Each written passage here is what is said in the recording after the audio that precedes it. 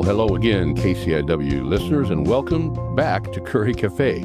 Happy New Year. Prospero Año Nuevo. Let's hope that 2026 is better than 2025.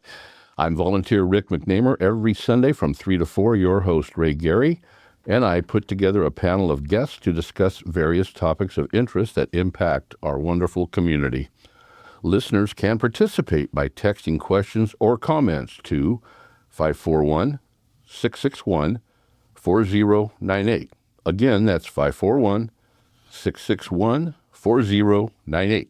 Now here's Ray to tell us about today's show. Well, thank goodness that, again, we have a wonderful committee, a committee of two, who really know this particular subject, and we'll take it over. So I'm going to just go sit out in the lobby and listen to the show if nobody cares. So we'll go around the table clockwise and have the guests introduce themselves and tell them why they think they're smart enough to be here doing this. You want me to go first then, Ray? Yeah, clockwise. Gee, okay. Well, I'm Father Bernie Lindley. I'm the Vicar of St. Timothy's Episcopal Church, and I'm certainly happy to be here. And I came at the request of my colleague, Pastor Robert, and Pastor Robert is a retired Lutheran pastor. Go ahead. Yes, I am, and I also was a high school teacher. At the same time, I taught both social studies and English, and in social studies, that meant things like world history and U.S. history and civics. Moved to Brookings about 10 years ago.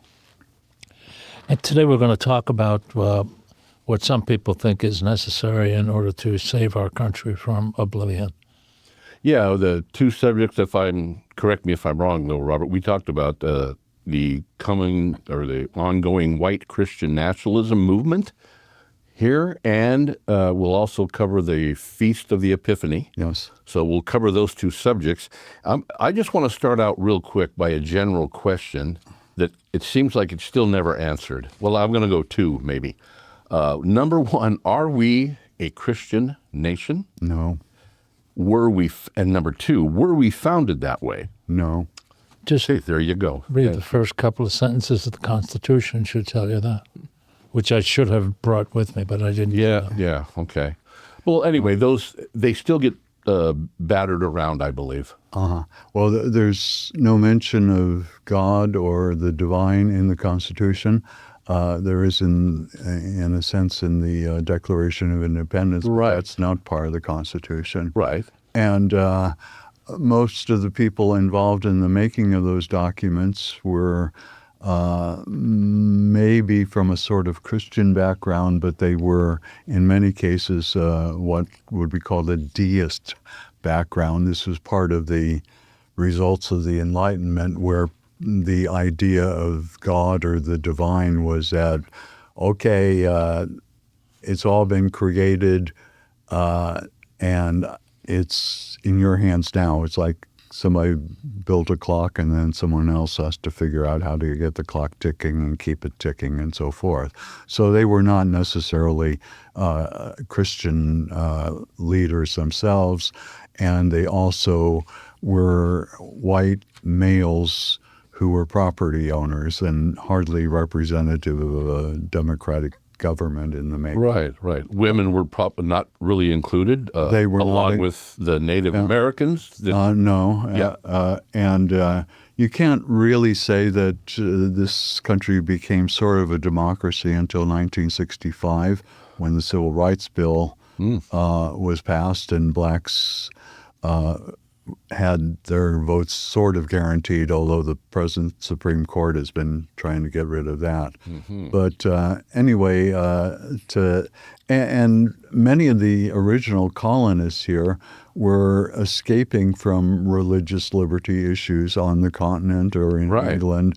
And so Congregationalists and Baptists were especially strong in their feelings that there should not be an established church and there should not be a religion that's somehow officially approved by the government.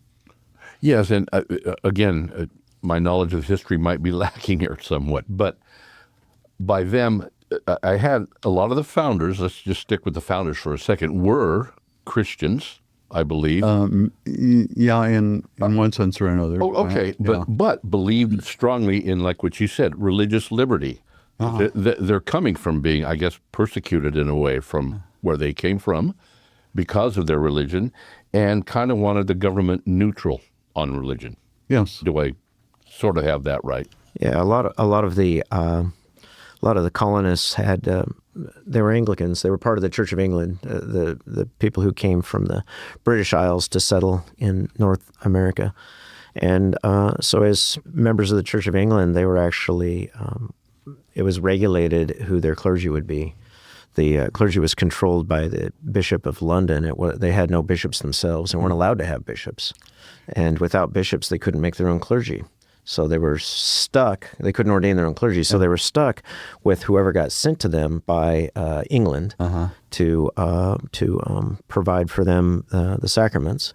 And so that's where the Methodists were formed. In fact, was they didn't they wanted to be separated from that.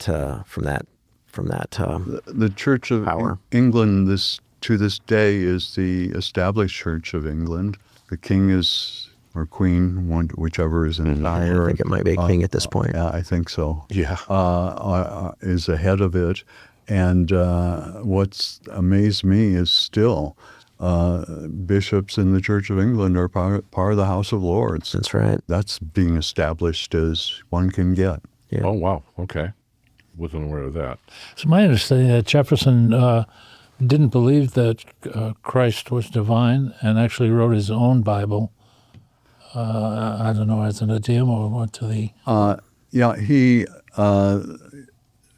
didn't believe in what he considered supernatural stories of healing and so forth in the Bible, so he kind of clipped out things that he didn't think a modern mind could accept, and that's part of it.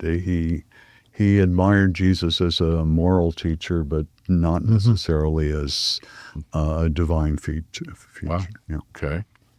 And you did mention the Declaration of Independence. Like, again, the words, I guess, creator, and nature's God is within the Declaration of Independence.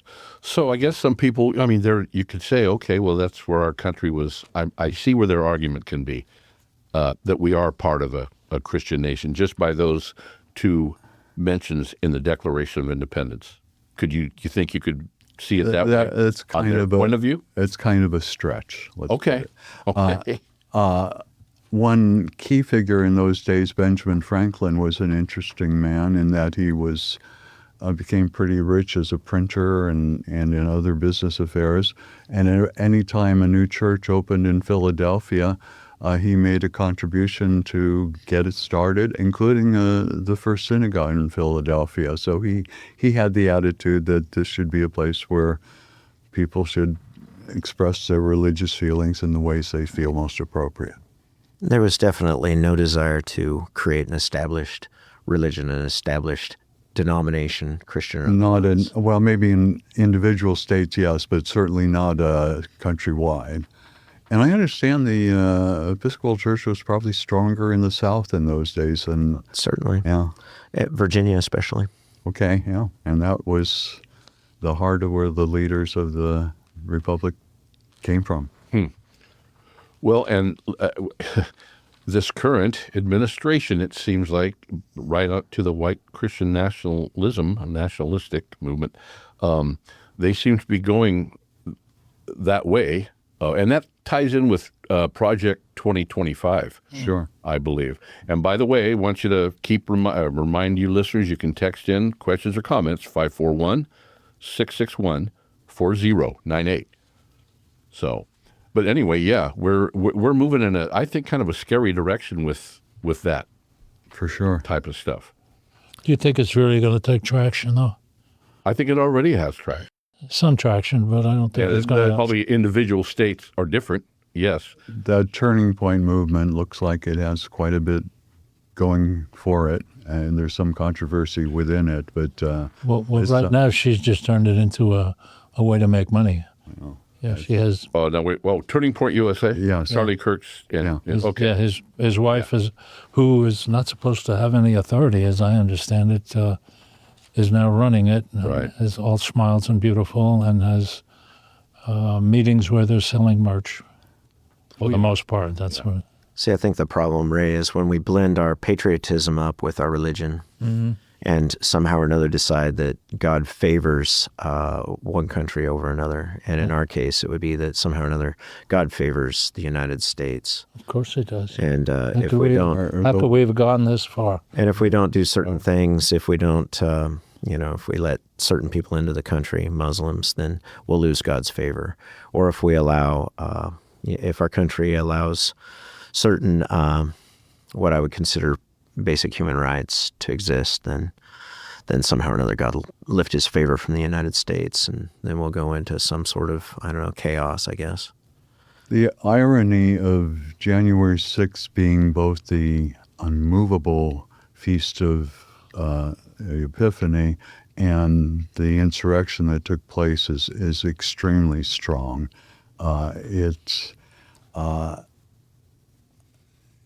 Epiphany has been not emphasized very much because it usually comes in the middle of the week, and it's kind of a low-key thing.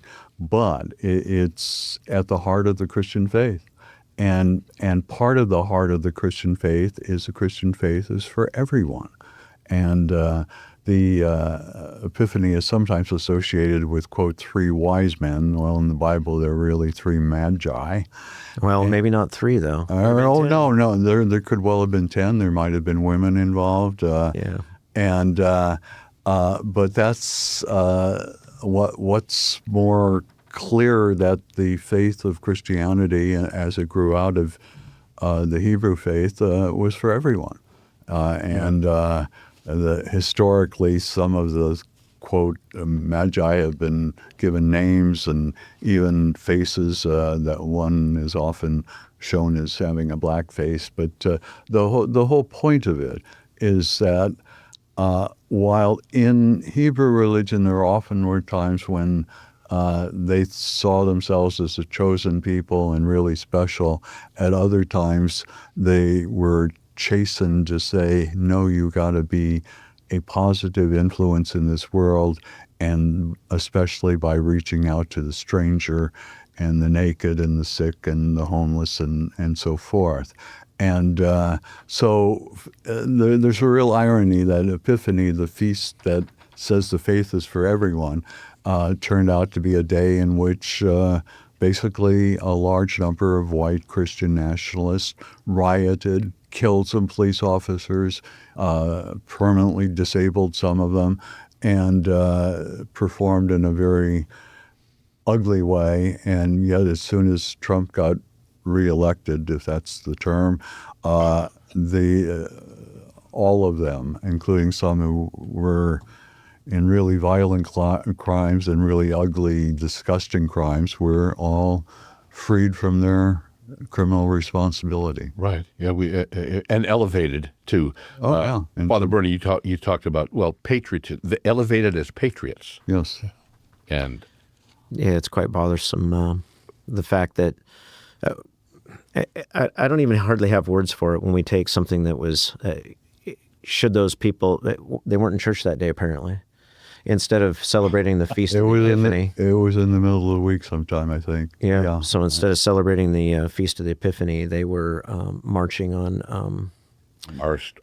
praying in the chambers of Congress and wearing weird clothes and just really ugly stuff being done. Yeah. And there's always been a tension within Christianity between being a faithful religious person and its relationship to the government that is in power wherever it finds itself.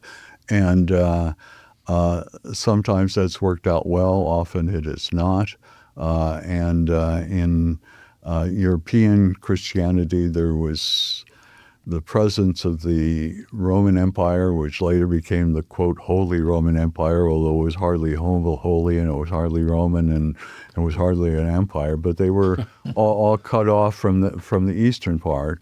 And the eastern part was Greek-speaking largely. Greek was the language of a lot of trade and commerce, and it was also a rich cultural heritage. And while the western part of the church spoke Latin, and it just became very different and separate from the eastern part. Right. Yeah, I don't know if we mentioned Jimmy Carter. If we didn't, we were talking about him earlier. But Yes. I think about the beginnings, really, of the white Christian nationalist movement. Everybody has a different opinion on that, to me, I guess.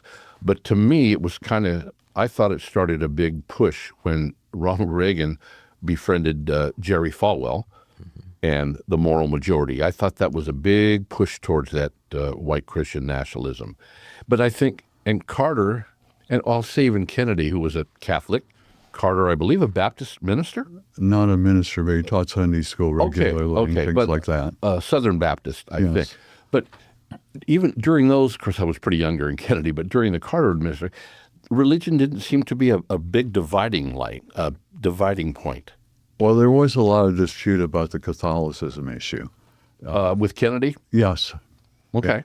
That was a fairly big, He'd be taking orders from Rome. yeah. Well, I do remember that, but he didn't seem to govern that way in the short time that he was there.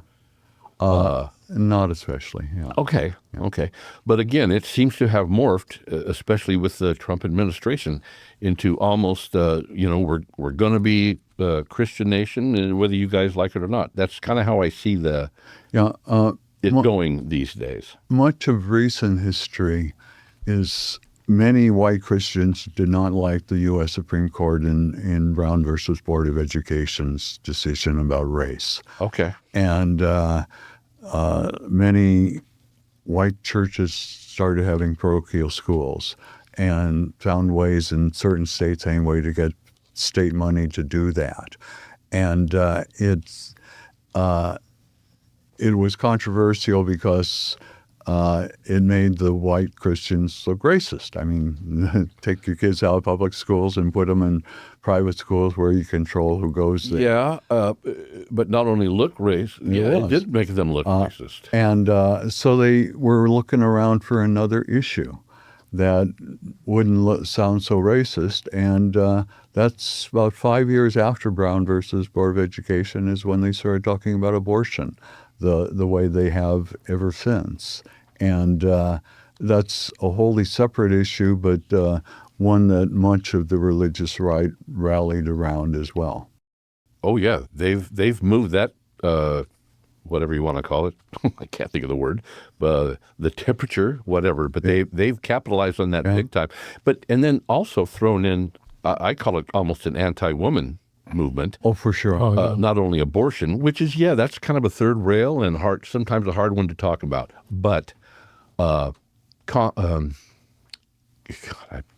having trouble today. To prevent pregnancy is the word I'm trying to come up with. Contraception. Yeah. Thank you. They even seem to be against that. So what I sense is they seem to be I go back to the white Christian nationalist again, misogynist, racist. Maybe not all, but a lot of the In many cases. programs that they seem to want to push seems to go that direction. Oh, and big time anti-LGBTQ. For sure. So, They're easy subjects to attack, and they're sexy, both literally and figuratively. And it's a juicy thing that you want to sway an election, you get you get abortion or you get something like that on the ballot, and you'll get all the conservatives out. There's a prominent writer and leader named Jim Wallace who wrote a book called The False White Gospel, and has been involved in civil rights and anti-war stuff for as long as I have. We both are about the same age and date back to doing stuff in the 50s and 60s and that. And he points out that the need for Christians to see that the Christian faith is not just about individual personal relationship between a person and God, but has a it's not just a vertical relationship, it's a horizontal relationship, which Jesus made so clear in Matthew 5, but also in the Beatitudes and a lot of other places. And the Hebrew Scriptures do too, that say that, reach out to the stranger and those who are struggling. And Wallace points out that there were a fair number of evangelicals 50 years ago that kind of correctly expressed those things, but that was 50 years ago. There were many who accepted abortion then. Mm-hmm. And until some tried to make it this terrible issue to fight good folk who are making decisions about their own bodies in consultation with their doctors and pastors or whatever, all of a sudden having that all removed from them. Mm-hmm. Yeah. Again, anybody out there with a question or comment, 541-661-4098. Boy, I am going to be looking a little harder now at January 6th coming up on how both of these are going to be approached. But I think we can almost guarantee that the administration will not even want to talk about the insurrection. They've been kind of successful of putting that behind. It's been somewhat amazing when you remember those pictures of the doors being slammed into some police officers' heads. And, right. We had a guy on here a year or so ago who was, I believe, running for office. Oh, yeah. Very intelligent person, very well spoken. And when I brought that subject up, he said, well, I don't think we have all the information on that yet, so I don't think I want to comment. And some Trumpers would say the FBI was all behind it. I happened to have the television on and was watching it that morning and screaming at the television. It was as ugly can be, I thought. But I can remember the commentator who was just announcing this thing, and he says it's no longer a demonstration now; it's an insurrection. No, couldn't have gotten any uglier, I thought. So, but then a lot of the news, like Fox was talking about, they were just like tourists. Like tourists, you can see them. They're walking around, and someone opened the doors for them. This thing that this fellow wanted to talk about, he says, well, you saw them walking down the halls and looking up at the pictures and doing just what tourists would do. Yeah. Tourists usually come when the building's open, though. How did the vice president feel about that? Yeah, exactly. Yeah. That's. I think he had a lot of evidence from his personal observations that it wasn't peaceful. Yeah. I think he feared for his life. Oh, and a lot of people in the chambers. And there was a gallows outside waiting for him.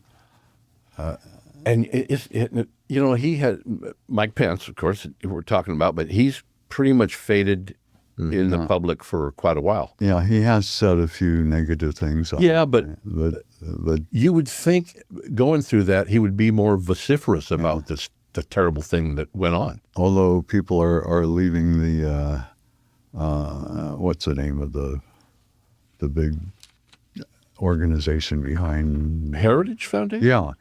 Quite a few of their staff are going to an organization that's run by Pence, and that's been within the last month. That one I didn't know. I mean, I'll take that as a bit of a positive sign. Probably. I've seen it reported that Pence didn't want to leave the building because he didn't want to get in that Secret Service car, and he didn't know what was going to happen to him. But I've also seen it reported that, no, if he left the building, that means they won. That meant that they had shut down the vote. Yeah, maybe. Right. I'm pretty sure that's what he explains. Of course, he's had a year to come up with that. Or a couple of years. And he was kind of, I don't know if this is right or not. I mean, he did do the right thing about certifying the election. Yeah. But they made him out to be kind of a big hero, I guess, to a point. But I thought that was a little overblown because I thought, hey, that's what you're supposed to do. Yes. But then to be attacked and threatened with his life, wow. So, Well, again, we'll see what happens on January 6th.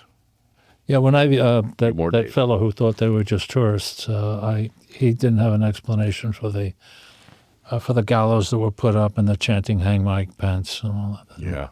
Well, we're talking about January 6th. There's going to be a worship service and another event at St. Tim's, and everybody's invited to this. It's the service is at 4:00, and before the service, we're going to see if anybody wants to talk about that Jim Wallace book on the false white doctrine. And I wonder, Father Bernie, if you could talk a little about what St. Tim's is becoming in this community. Well, one thing I wanted to mention is the reason why we picked 4:00. It might seem like a strange time, but we did that because it gets dark so early. It sure does. And there's so many people that can't drive at night. Yeah. And so the promise is that the service will be over before the sun sets, Okay. which is hopefully a promise that we can keep so that people can drive home That makes a lot of without sense. going home in the dark. Makes a lot of sense. But we wanted to have it fairly later in the afternoon so that it didn't interfere with whatever else was going on in people's lives. But the idea is for us to acknowledge and celebrate one of the 7 high feast days. You can kind of, Christmas and Epiphany being the and Easter. Pentecost and Easter and All Saints Day. Yeah. And the Day of the Ascension. I mean, there's 7 of them, and Epiphany is, you might even call it a holy day of obligation in some Christian traditions. Might call it a day of holy obligation. Let's talk a little about St. Tim's. It's really unusual for a church with no full-time staff, not a whole lot of members, but to be doing all the creative stuff that's going on there. Why don't you say what's happening? And a big help to the community. Well, the reason why we do it is because the need is so high. If there wasn't an extreme need, we wouldn't be doing all the things that we do. But we're trying to get people housed. We're trying to increase the stability in people's lives. We're trying to make sure people are fed, of course. We're trying to make sure that people who are in extreme poverty can live to be able to eventually better their circumstances because they found themselves in a hole that's too difficult to pull out of. Yes. They can't get out of that hole without help. And certainly we want to be part of, and it's because of our faith. We do it because of the teachings of Jesus Christ. We don't do it just because we're good people. I mean, I'd like to think of myself as a good person, I suppose. But I do it because my faith commands it of me. Mm-hmm. Jesus Christ himself commands me to feed the hungry and to look after the least of these. And so I see no better way to practice my faith than to be of service to those who are in dire straits. So we're a group of people that are very dedicated to those teachings and the principle that if we're going to enjoy God's vast abundance in our lives, we should share those with others. Mm-hmm. So it's we have an advocacy team. I think we're at 7 paid staff on that. They're all part-time people, but they're paid staff. And one of them includes Sister Cora, who is a legal aid attorney and helps people with getting access to benefits and expungements on criminal records so that doesn't haunt them for the rest of their lives. And one of the things that's really important, too, is expungements on evictions, because if you've been evicted, you're never going to get another place to live ever again. Because that's, they do background checks on that. Landlords specifically look to see if you've ever been evicted before, and then they, would choose not to. What's the grounds of expunging those? The grounds? For expunging them. So it has to do with whether or not so when somebody gets, say, evicted, for instance, they might owe money to the previous landlord, and that has to be resolved. Okay, yeah, and things so, like that. Yeah. So if that's been, if there are financial obligations that the court has imposed or, outstanding debts that they have, if those haven't been paid yet, then they have to get those current. And then kind of like driving privileges are sort of the same thing. You have to pay your back fines in order to get your driving privileges reinstated, and she assists with that as well. So we're talking about basic things so that people can, so that poor decisions they made in the past don't haunt them indefinitely. Everything, you would think that things would have a statute of limitations, but it turns out that a lot of things don't. A lot of things follow you for decades. And what Sister Cora does is make sure that people have the ability to at least have a new set of opportunities. And housing's hard enough to come by as it is Oh, For sure. in our community. Yeah. I think that's nationwide. It's becoming harder. Well, I think you might be able to find a place to rent in Detroit, Michigan, or somewhere. Well, But certainly, certainly here is certainly here it's nearly impossible. rural area. Yeah, for every place that comes available for rent, there's going to be 50 applicants. Yeah. You have to know somebody. You have to somehow or another get the place before it's been advertised. Yes. Yeah. And that's if you're not well wired in, you're just not going to be able to get a place. Another thing about St. James is women play a very important role there. You have a deacon or two deacons. Well, two deacons. Sister Cora is a deacon. She's a Lutheran deacon. And you have people trained as counselors and people helping. And Yeah, well, chaplain. Yeah, we have a clinically trained chaplain who happens to be a woman.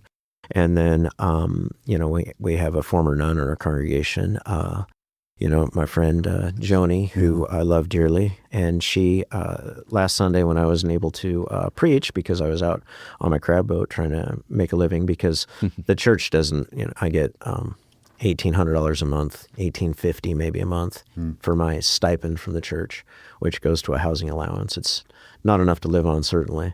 I mean, in our community, $1,800, $1,850, it's not going to. No. It's not going to cover because a housing allowance covers more than just the rent. It's supposed to also cover rent, utilities, and for a furnished place too. By the way, if you know about, maybe you had a housing allowance at one time in your career, Pastor Robert. But anyway, the $1,850 is a nominal amount that I get paid as a stipend from the church. So I have to have another source of income. And so I have a commercial fishing boat and we're crabbing right now. It's the middle of the crab season. And so Joni did the homily for me on last Sunday, and did a wonderful job. I was able to watch on Facebook Live because we stream our worship services, and we'll be streaming that Epiphany service as well. And I cried when she gave her homily. It was beautifully done. Yeah. It caused me to experience a lot of emotions, and I teared up. And We are talking Joni Lindenmeyer? Oh, for sure we are. Okay, because she's a special lady. Yeah, and Had a show here that Oh, yeah. on KCIW. and that continued to. I carried that with me throughout the week. You know how sometimes sermons, you'll hear one and you'll quickly forget it when you leave. I mean, I'm sure that happens to a lot of people, but Joni stuck with me throughout the entire week.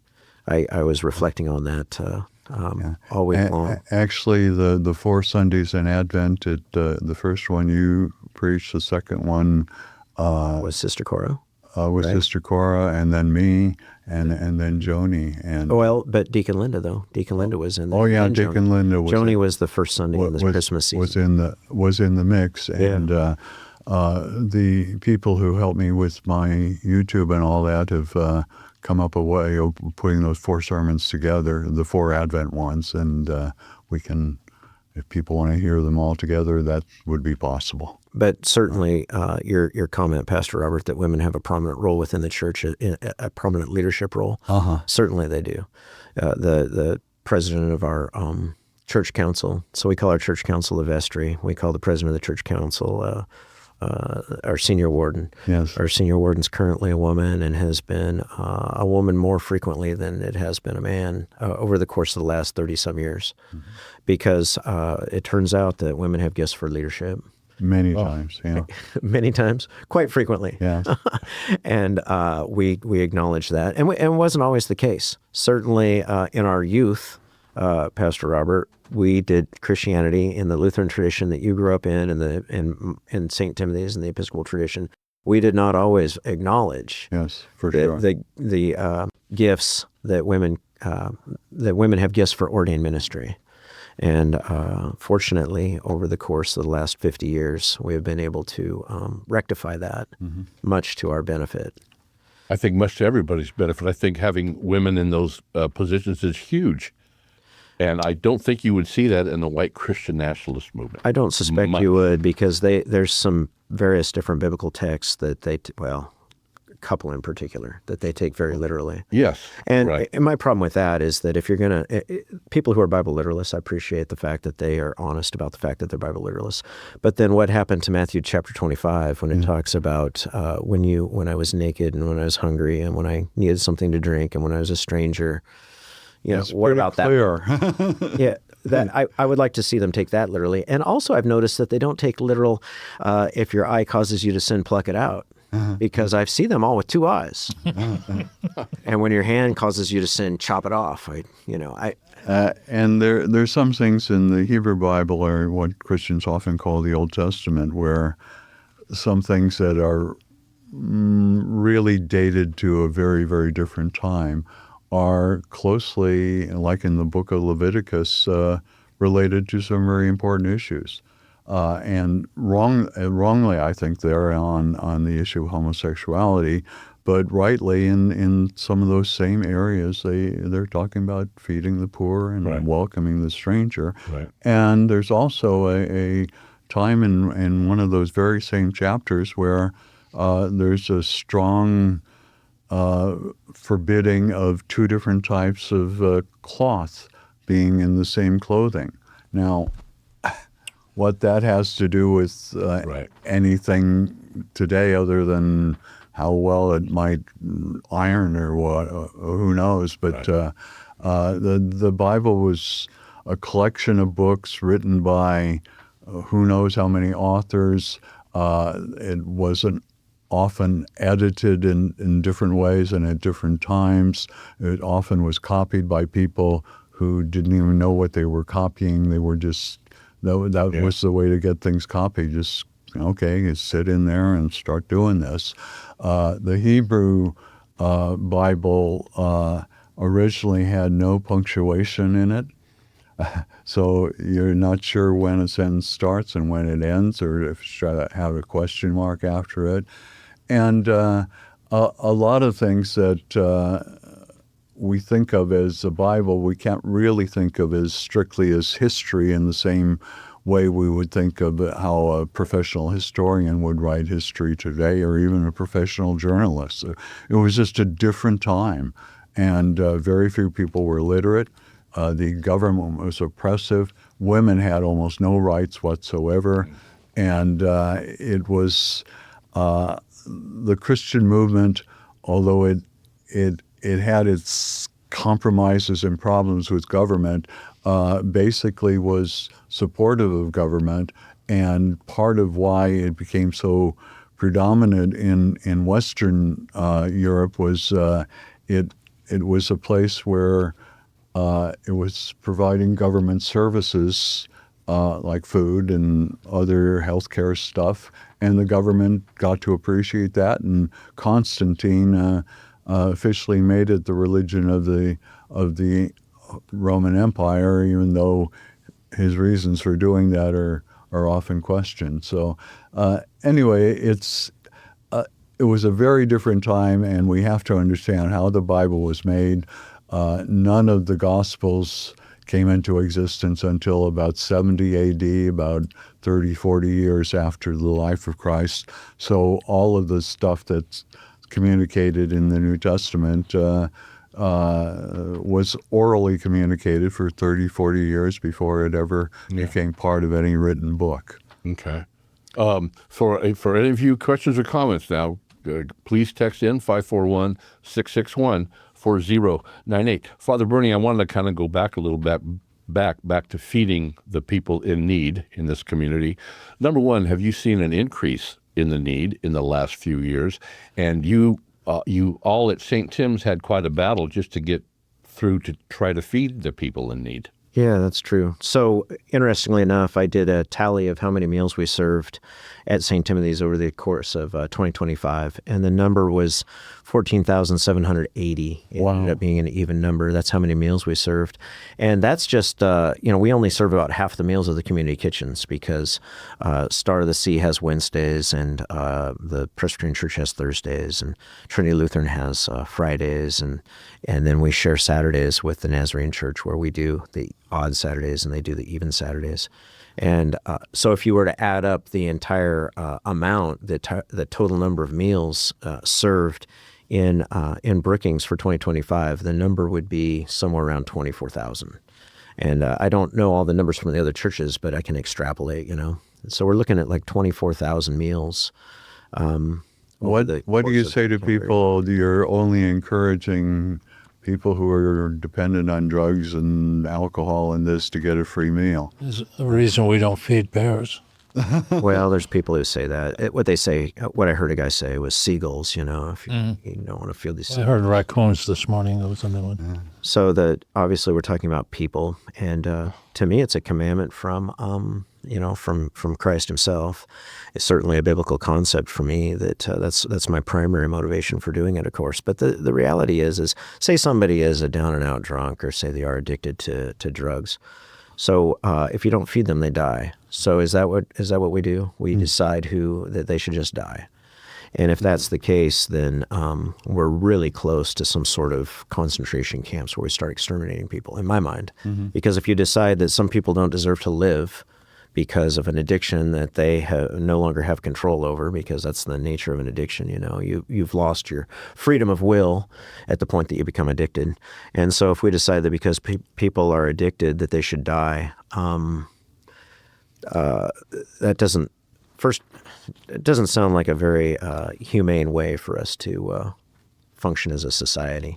So my hope is that we'll keep them alive until they can, to the best of our ability, create stability in their lives, until they can figure out what's next in their lives, how they can fully become who they're intended to be by their Creator. And who knows what that's going to look like. It's not for me to decide. Mm-hmm. And if they're going to die in their addiction, I don't want to be the cause of it. I want to make sure I've done everything I can to prevent that from happening.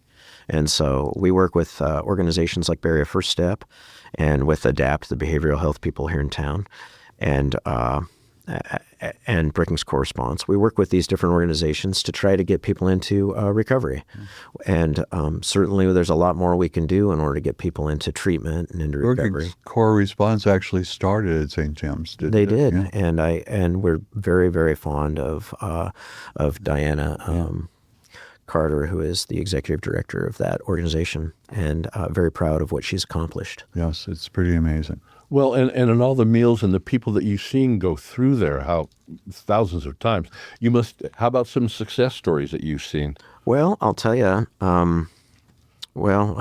there's several, of course. Sure. One, there was a guy that came through just a couple of weeks ago, and so trying to get somebody in an apartment or somebody into a duplex or into a house, an actual house, like a stick-built house, that's nearly impossible to get somebody from living on the ground or living in a car into that kind of a situation. It's hard for normal people to find a house. Professional people, in fact, people who come to our community in order to work in the medical field, who are going to get paid well over $100,000 a year, and they can't find a place to live.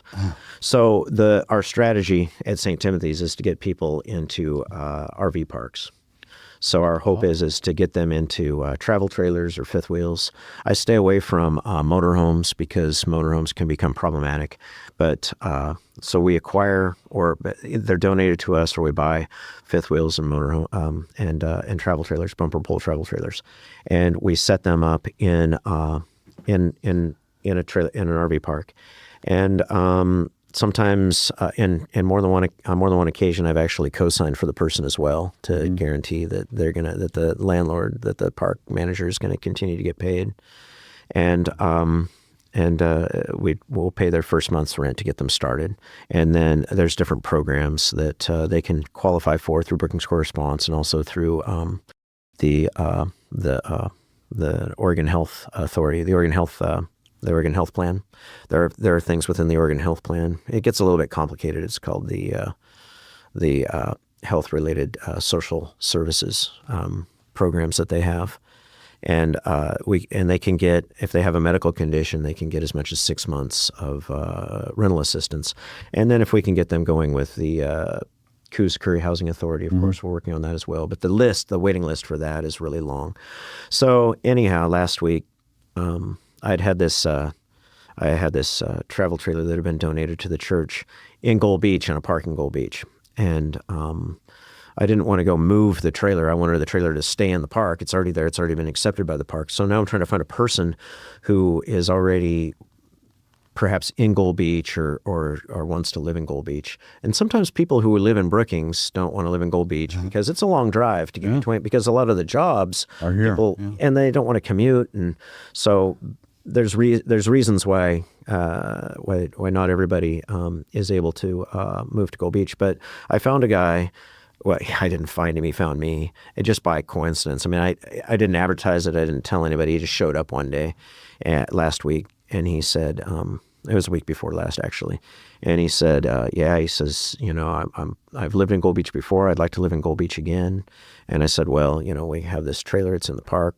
I would like to gift that to you. And he said, that would be excellent. He says, I'm already applying for a job there. He says, I expect that I'll get it because I had worked there before, he said.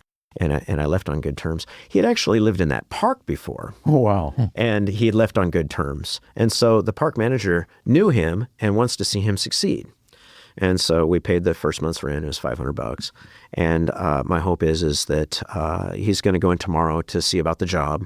And should he get hired for that job, he'll be living in that trailer this week. That's a real success story. Yeah, so happens. You bet it is. So that's one. There's certainly there's certainly others. I mean, that's just one that happened recently. Oh, that's huge. It's a positive. And what about as a senior? What about some of the homeless seniors that you encounter? Here's what's heartbreaking is that there are a large number of women over the age of 65 that are living in their cars in our community. And they're trying to not be, they want to be under the radar. They feel vulnerable. They don't want to be seen by the police. They don't want to be seen by the public. They're embarrassed. They're ashamed. They've been treated badly.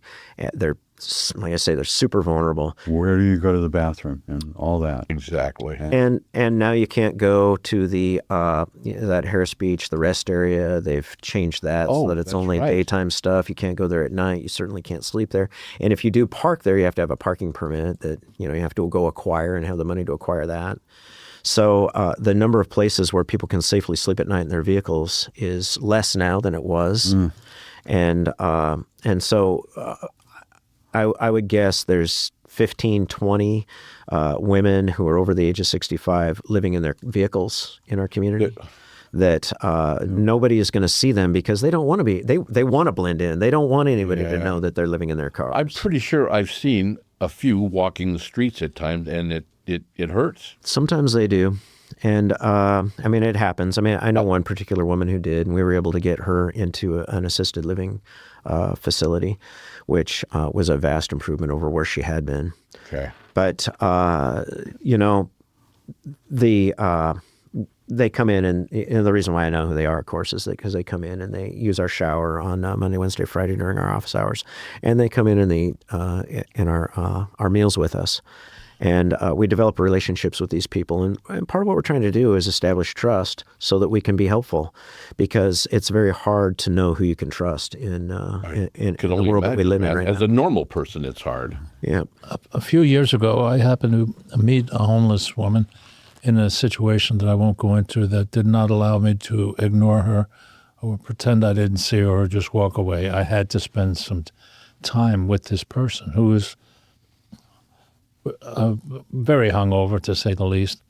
But I could see that through all that, she was, at one time, had been a fairly sophisticated person. She spoke very well.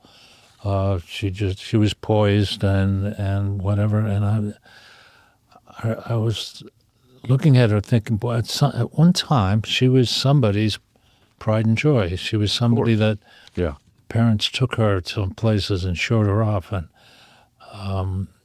now she's here. It turns out that somebody I know knew her and said that she actually came from a well-to-do family in this town, then got into drugs, and now she was basically living on the streets.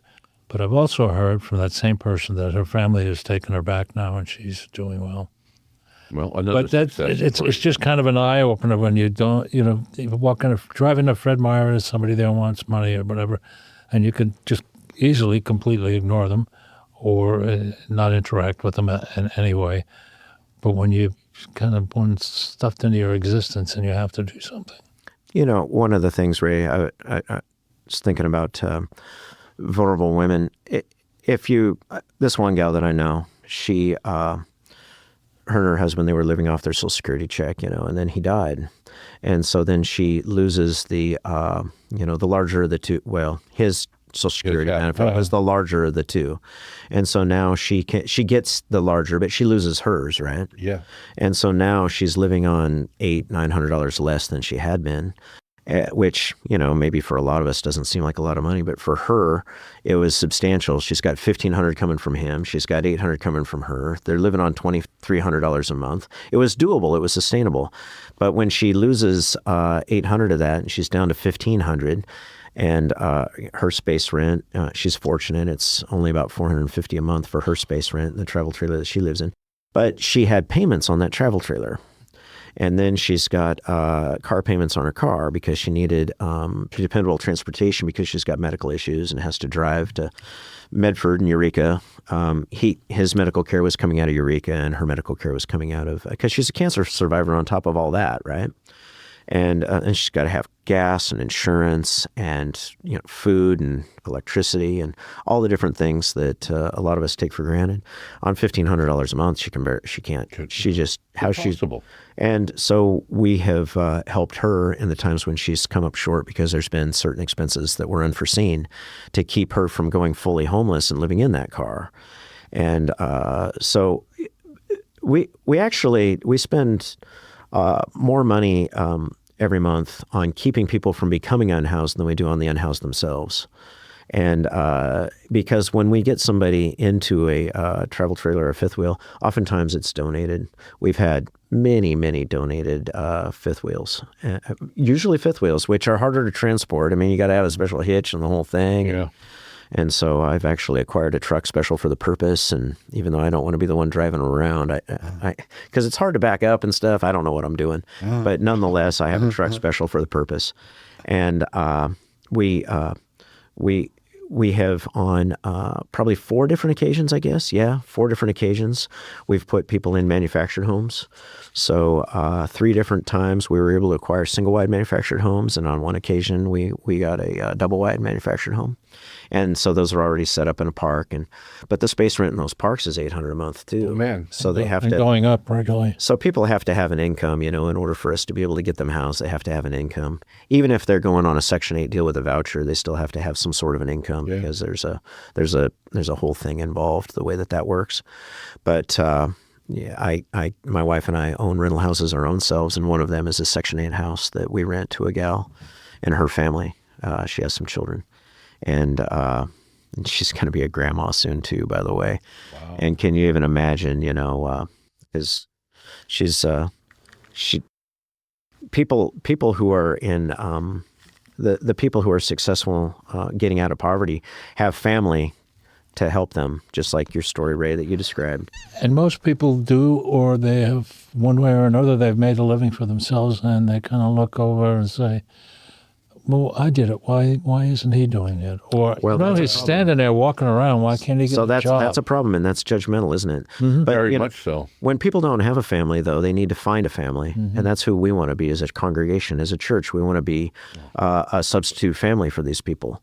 And in a lot of cases, I would say that we're, as a substitute family, makes it sound like it's second rate or something. We're a better family than their family of origin. I would argue for a lot of people because their family of origin beat them and treated them badly and raped them. A lot of the people that we serve are coming out of sexual abuse, sexual assault, sexual exploitation in a way that makes that we don't even want to think about. One of the gals I was talking to recently, she went into foster care when she was 5 years old, eventually got adopted. And then when she was 17, they gave her back. They unadopted her. 17? Yeah, could you even imagine being unadopted? They put her back in the foster system at the age of 17. And so... hard to imagine, man. That's hard to even imagine. This is the realities that happen, though, in our society. And, that particular case didn't happen in this exact community, but, it happened, on the West Coast. But the thing is that all kinds of horrific things are happening to people in this community. We have a huge rate of housed alcoholism. People, we kind of, unhoused people are sort of like the scapegoat, like those bad people, and they're all drinking alcohol and taking drugs. There are plenty of housed people that have problems with alcohol, that are hiding in their homes and abusing their children, mistreating their children, and have made a habit of that. And those kids end up growing up with all sorts of insecurities. And how do we repair that? How do we bolster a broken society? How do we rebuild a broken society? And I tell you what, it takes a lot of work. But it doesn't help when somebody when the hate in our community, people. It's horrific. There are people in our community that will drive by somebody who they deem unhoused, and they'll lay on their horn and just honk at them in a rude way, just for no other reason except for to show them that they're disgusted, because they think, because they saw them through the windshield of their car while they went by at 50 miles an hour, that person is capable of walking, therefore they're capable of working, and therefore if they had that job at McDonald's, they would be housed. And how do they know they don't have the job at McDonald's? By the way. But they've decided that as they drive by. And I say 50 miles an hour. The speed limit actually in Harbor is 45. But you know what? They're going faster than that. Oh, most people are. These are the same kind of people that would speed. Well, and we are running short of time. But Father Bernie, I want to ask, what about people that might be out there that do want to donate a travel trailer? Yeah. How call the church, our phone numbers. Call St. Tim's. Yeah, it's 469-3314. And, our address, 401 First Street. Or drive to St. Tim's. Yeah, come on by. Monday, Wednesday, Friday. We get there at 8 o'clock, and we're there till noon. Oftentimes we're there longer, but the theory is that we go to lunch at noon, or we go downstairs and eat our own, on Mondays. So as far as going downstairs to eat, who can eat there? Everybody, anybody. All somebody has to do is just show up and eat. All you got to do is desire to, and we turn no one away. Now, behaviors, though, we do not allow bad behaviors. That makes sense. And we have had to have the police come and escort people off the grounds because of their bad behaviors. But we can reconcile with somebody if they can get help, if they go to rehab, if maybe they go through some long-term incarceration and they come back, if they have a desire to make an amends. Christian charity requires that I give people a second chance, and I take that very seriously. But something has to change. If somebody actually has means to meet, but they want to eat, they can go and pay for the meal. And if somebody has been trespassed from the church, because we have a list of people who have been, that doesn't mean that they can't still get a meal. We can, if they're across the street, they can't be on the church grounds, but we can take it to them across the street, or they can have a friend that can come and get a plate for them to take to them. We don't want to see anybody go hungry, even if they have gotten sideways with us. Well, it certainly doesn't sound like St. Tim's is a rigid Christianity type of a deal at all. We take the teachings of Jesus Christ very seriously, though. Right. No. Right. Well, I meant as far as, I was going to another story that I hear sometimes, which is ridiculous, that friends of mine, even some family, these people that are out there, they go home to a big mansion and drive a Cadillac, that kind of a thing. It's rare, but I have heard that. I've heard the story, and everybody's heard it, that the people sitting in the wheelchair in the parking lot, and at the end of the day at 4:30 when they're off work, they go back to their Cadillac and put it. The story changes a little bit. And on the West Coast, it's a Cadillac. On the East Coast, it's a Beamer. Well, that all starts from something that it was a political campaign. It was a political talking point about the myth of the welfare mom. Right. Yeah. Which was not real. All right, y'all. Thank you, Father Bernie. Thank you, Robert O'Sullivan. And we are going to be signing off here. Thank you, Rick. Thank you. All right. Thank you, Ray. KCIWLP 100.7 FM here in beautiful Brookings. Thank you, guys.